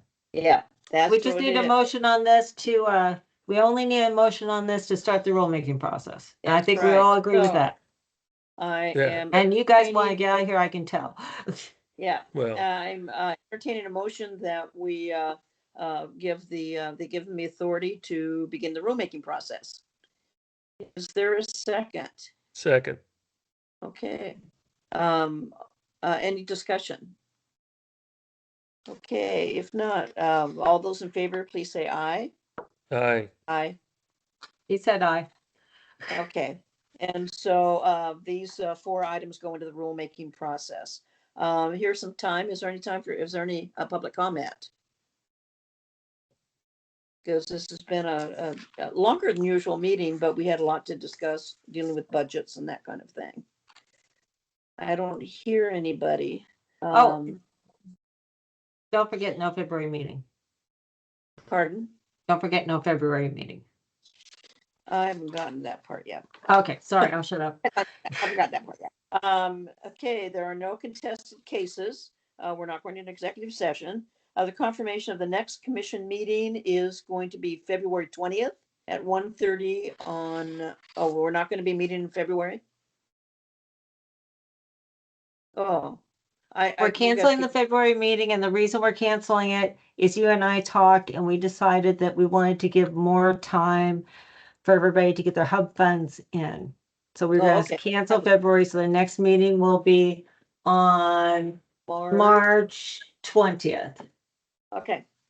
See, aren't we nice? We're giving you all this time to work on your hub funds. You're so Okay, nice. anything else? Anything else? Seeing nothing, I adjourn the meeting. Thank you all very much for your patience, your time, and your expertise. I really appreciate it very much. Okay, and we'll see you all in March. Are you saying goodbye or you have a question? Have a good day. Bye. Take care. Thank you. Thank you.